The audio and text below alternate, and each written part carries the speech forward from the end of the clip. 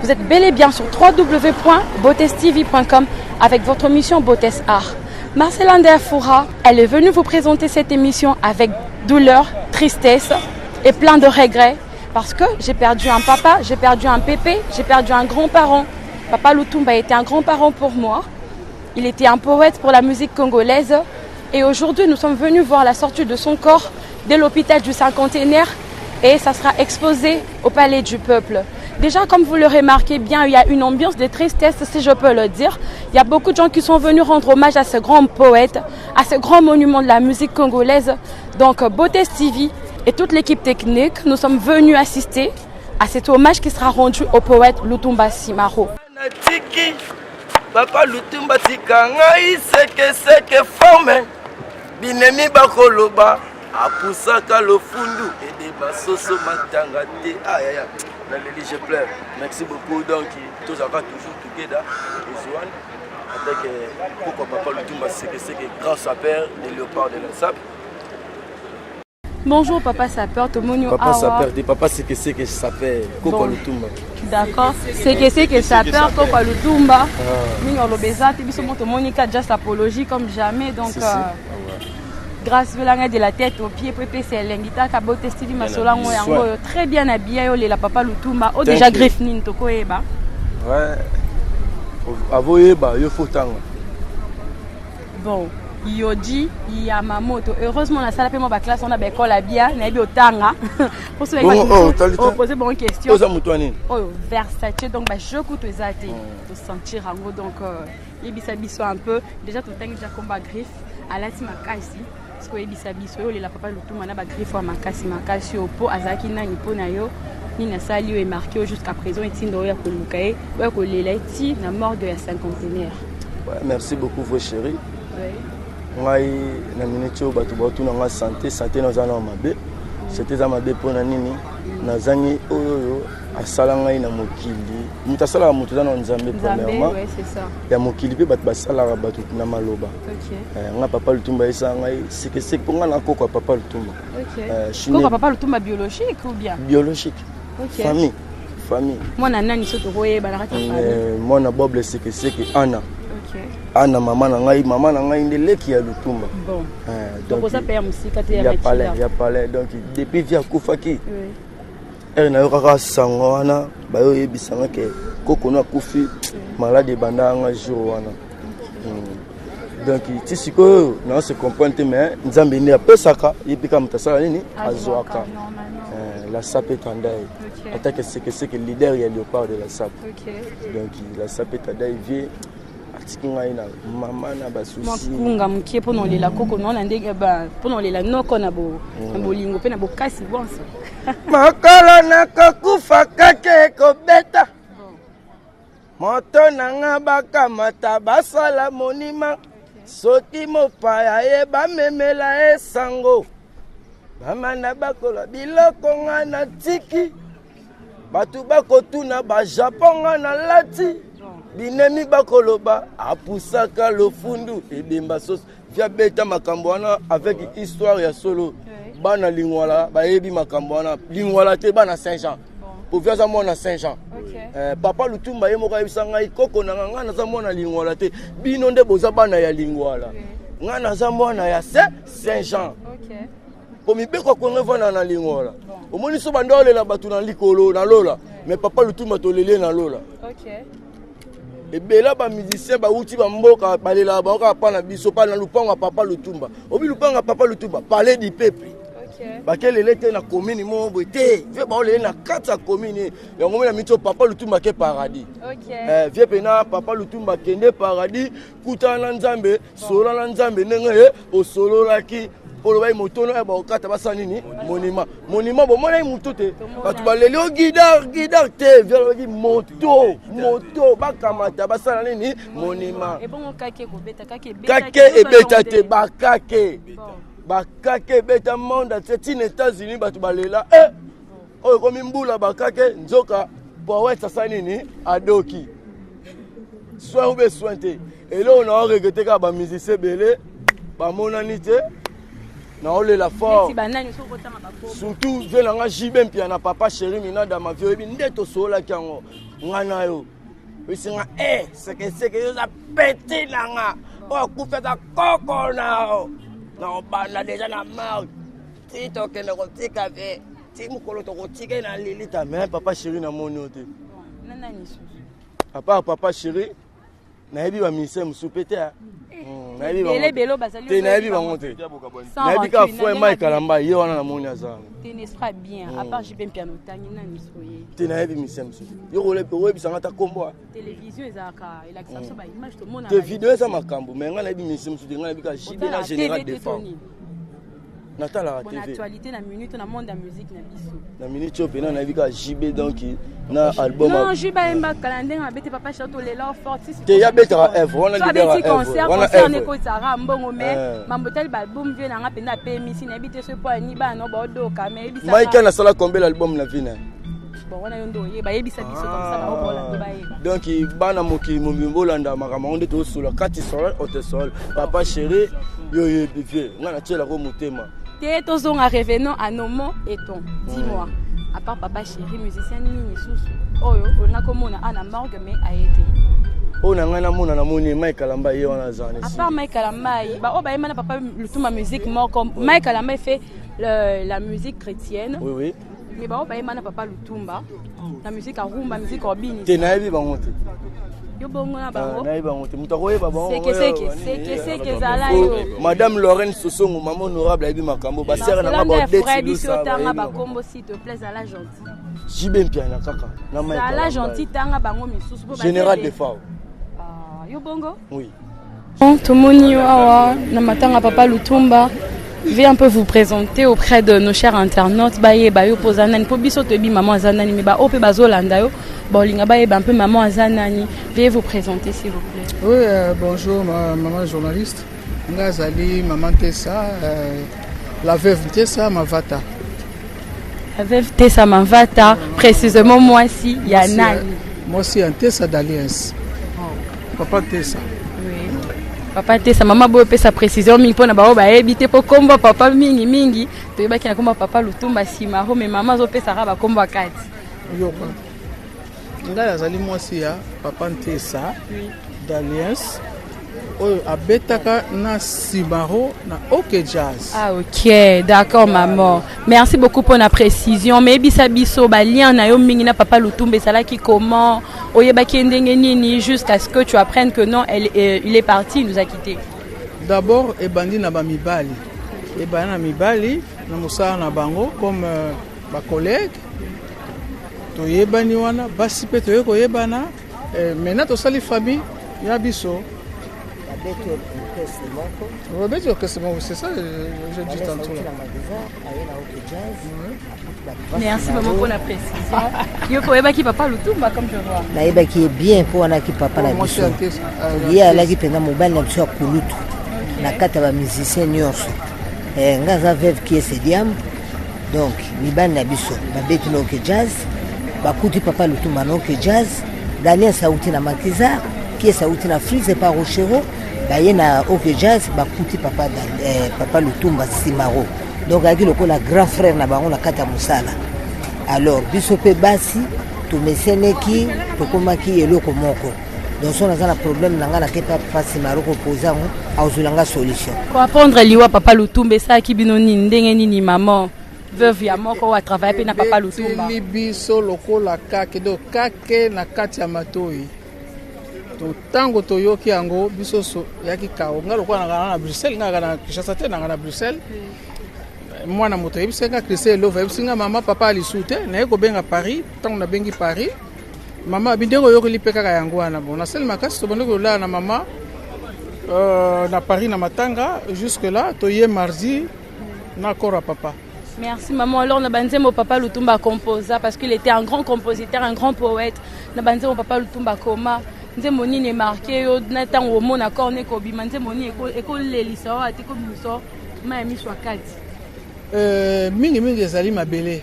Pe na pesa ba collègue da bilona na yembi mo ngo mingi na banga ko pe ko changer muso mena ko luka lokola zo na zo luka mezo yate. Bona yemba kaka mabele. Mokolo na ko kufa nkake ko beta e Tita Chima olobelaka bato maloba na ngai ya suka foto na ngai bakamata bati ya monima soki mopaya ye balobela ye nsango baliaka na ngai bakokima kosokola ngai ebembe ya masi ya ye ata bokimi ye baveve bakolela ngai ata na. Là, comme vous le remarquez bien, je suis avec le professeur Hassan Chamala de l'Académie de Beaux-Arts, la personne qui a fait le monument pour le poète Lutumba Simaro avant même sa mort, comme lui-même il a chanté. Professeur Hassan, veuillez un peu vous présenter auprès de ceux qui ne vous connaissent pas, mais ils savent au moins que vous avez fait quelque chose pour le grand poète Lutumba Simaro. Oui, c'est Hassan Chamala, sculpteur de son état, enseignant à l'Académie des Beaux-Arts. C'est ça. Donc, parlez-nous un peu du monument que vous avez fait pour Papa Lutumba. Le jour où vous l'avez présenté, ce monument, comment était sa réaction?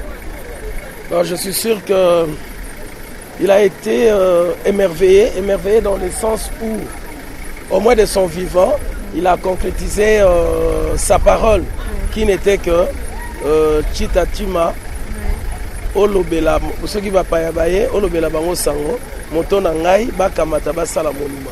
Alors c'était une phrase qui est restée dans les annales de la musique congolaise. Et aujourd'hui, on dit que Lutumba c'était un prophète parce que il avait dit Mokolona Kukufa Kakegobeta. Et puis on a entendu le coup de tonnerre. Effectivement. Et mais voilà maintenant, Moto Nangaba Kamataba Sala Monument. Et on a réalisé parce qu'il fallait Papa Lutumba de son vivant. À mon au moins que Maloba Oya Lobaki et Kuksami. Pour Batimusus Bakowaï Golobaki. Le papa m'a 3 ans monument exact. Au moins c'est tout ce que moi je peux dire par rapport à Lutumba. Mais il avait promis de mourir sur scène, il est mort sur scène, mais quant à Papa Lutumba, il avait dit qu'avant qu'il meure, il doit voir son monument, voilà. Il doit voir sa tête. Et Hassan Chamala l'a réalisé. Il y a mon c'est ça. Et qui était Papa Lutumba pour toi? Parce que autrefois, nous étions avec Hassan Chamala, parce que tout ça, l'émission, on a Papa Lutumba avant sa mort, nous étions avec Hassan Chamala dans sa maison. Papa Lutumba Yamba Biso tellement bien que Azape petit frère nae à quartier soko beta puis moi lisolo mke ya vieux nayo naza mwana nae à quartier mwana nae ya ndaku po na fandi balabala mona papa na kangami lupango mona papa donc toza quand même na ba affinité makasi na famille donc na koli na kata libota wana donc je suis fils maison yango na papa rola mkana tongo ke otalie na poko pe ozongi otalie na yebaka em suna zaki sona za na mboka bapaya so na zonga ndako asuka na kota kezelaka ndako ya baleki na ngai bandeko na nga moi bakisi pe na kozala vraiment na kotika bagage na nga pona ma bagage ya Papa Lutumba ko ezali constitué na ba médicaments c'est que vraiment c'est mon père qui est parti. Vraiment. Tant qu'artiste, il faut marquer présence. Il faut marquer présence parce que Papa Lutumba c'est d'abord icône. Bamakambo oyo Bamakambo Papa Lutumba sala, il y a des artistes belés madame. Il y a Marambe belé Papa Lutumba pas sala, artiste belé na ba sala ngote. Neti nanyo ko énuméré quand même. Mais artiste belé, yoza moi muki pardon. Tu yebi que ba artiste belé ba sala ngote. Yango na zoloba. Comment on appelle présence na bango, bon comment on appelle absence na bango nesika o elingo loba que moi ba rankine ko zala. Non. Na lieu ya deuil comme ça ba ko manifester en côté. En tout cas, présence na quelques années sans rancune.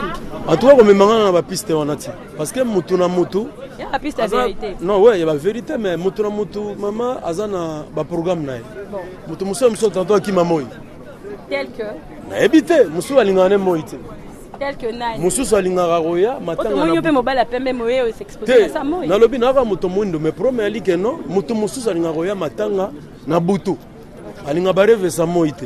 Moi to condamné ezate. Bato mususu mususu pe azomona ke nana cop nanga moko boya mbongo moyena ya ezate na ya jour enterré. Mais ka bossi a enterré ba cop nenyo so wana pona ko ya komona encore Papa Lutumba na sorti nango depuis morgue. Non parce que naza na ba bon souvenir on a eu ko rappeler moké na ba 5e édition ya problème kendi mona mboka.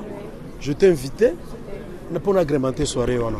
Et puis problème kendi obligé il faut honorer Lutumba. Na nzembo ya mabele. Chanté par Lungwan Mangwana. Sans Mangwana. Et puis voilà. Mokolo na kokufa kake ekobeta. Shitachi malobelanga malobana ngai ya suka. Moto nanga bakamata basala monima.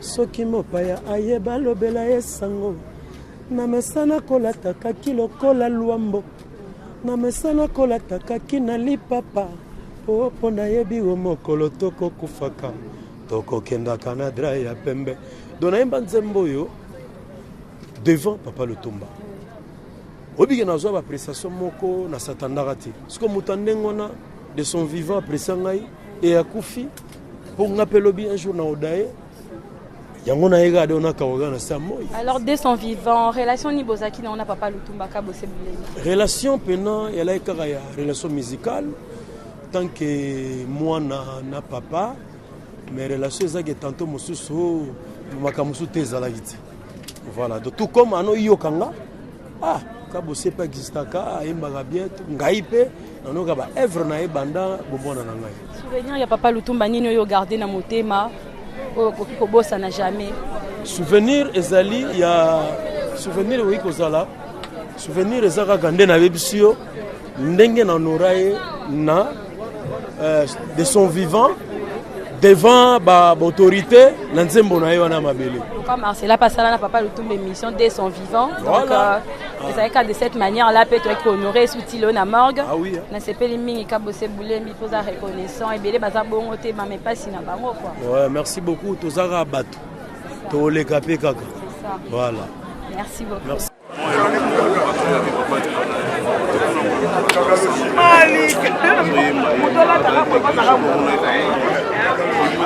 Alors merci pour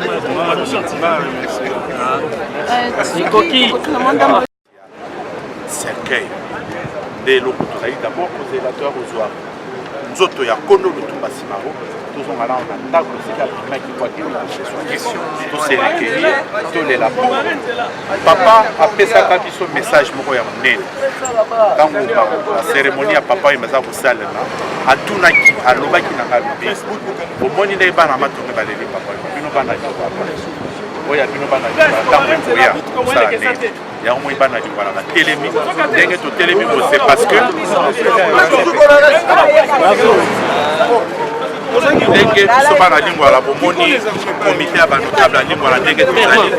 c'est parce que papa, c'est parce que au côté omoni ndenge bandeko balati ekoti aussi comme on musicien alata nombre ba modèle à bikoti la Papa Lutumba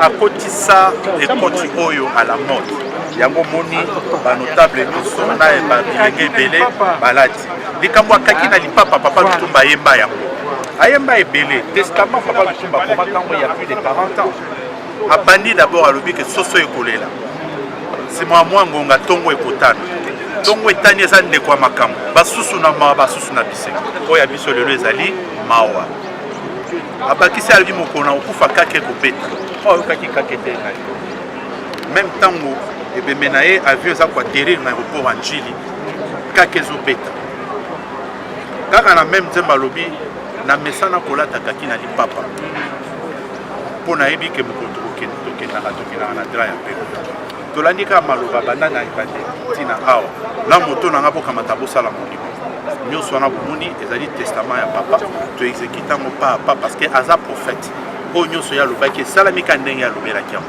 Merci président Emile, moi liloba na famille ebanda oyo atiki liloba suka liloba na biso na famille ndenge moko Papa Lutumba azalaki papa ya bana ebele papa ya bakoko ebele ya solo tozala bandeko na biso tolobi ke bana na ye oyo aboti na makila mande oyo oyo ya makila biso nyonso na oyo ya makila tozali esika moko lokola bana Papa Lutumba nyonso tozosala se ke baobsèque ya Papa Lutumba eleka na ndenge elongo bani eleka na dignité nyonso nde eloko ya monene eleki yango wana mosusu ezali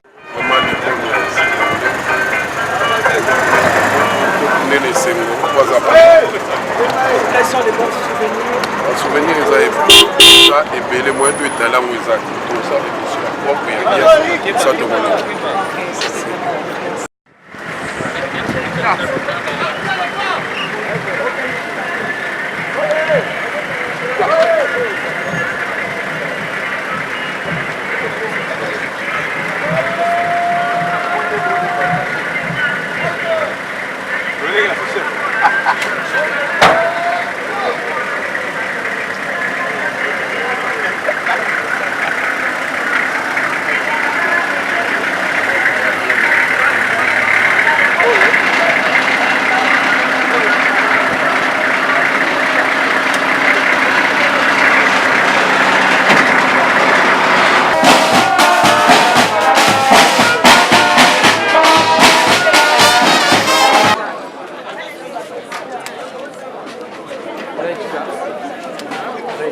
Bonjour, papa Patrice Boyosoko.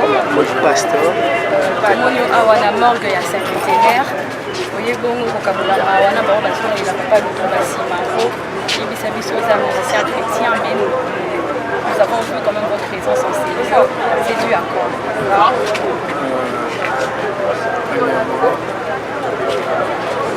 Merci pour la question que vous avez posée. Musicien chrétien à Australie, on a créé un concert et Papa Lutumba. Mais tu es dans ma tanga, tu es ici quand on a besoin de Papa Lutumba. Alors, pourquoi on a yati? Même ça, est-ce que quand on te zoya, parce que tu as chrétien, ce qui est l'autre, est-ce que tu es côté à ce Papa Lutumba? Non, présence n'a pas ça. Pour le consoler, attaque à ces familles, les chrétiens, M. Bazan a 4 ans, la présence n'a pas ça. Pour le consoler, dans la loyembo, les bachaki, les programmes, Papa Lutumba qui est là bien pas une ensemble. Est-ce que vous jugez mon tata, Zala qui m'a su, pour le coup, il faut juger avec un peu. Donc c'est qu'on y peut Bible l'été, on y peut malheureusement maman d'une communauté. Voilà, tu es dans le tanga, tu es, mais c'est pas rapide. Toujours bien sans autres, Papa Lutumba, on a récupéré le paiement à partir de l'arbre. Et pour accompagner tout là, c'est rapide. Exposer corps pour que les choses soient merci beaucoup, frère Patrice.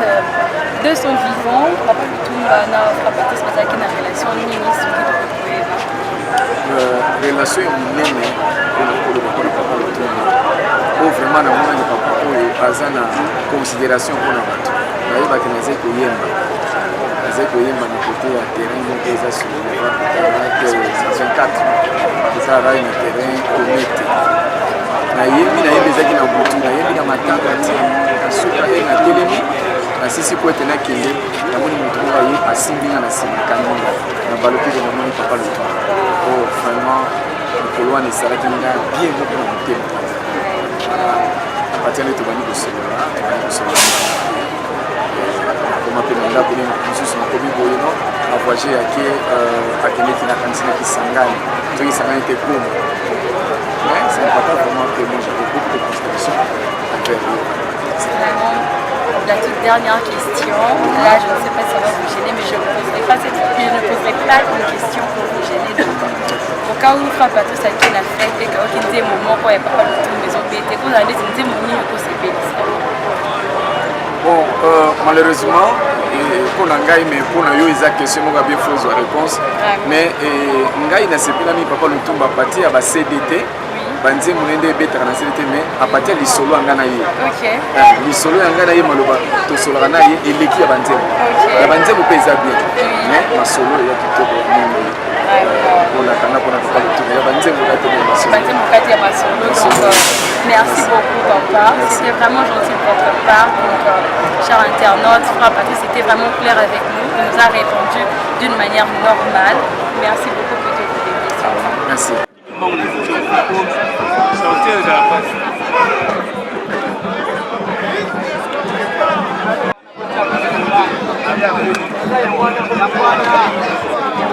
Et après,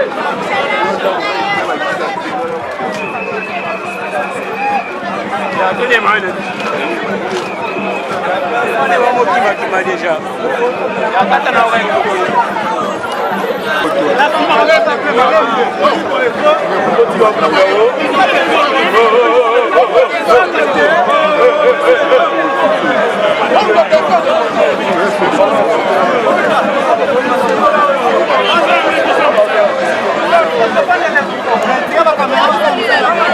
Papa, respect la plaque.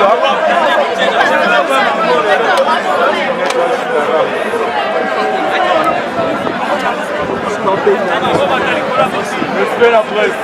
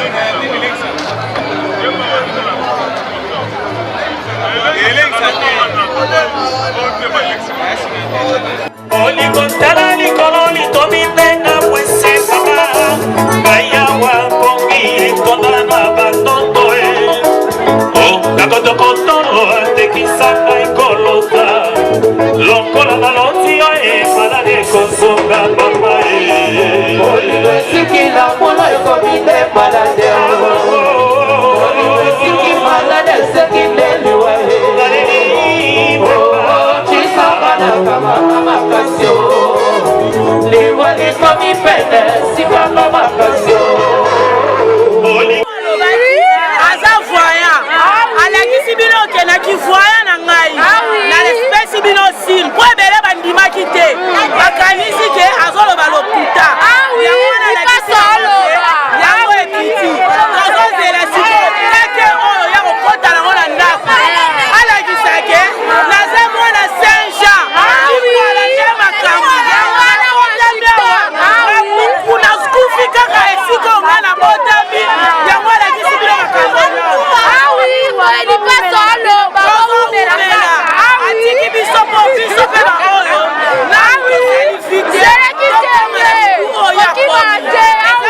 kotambola na bosembo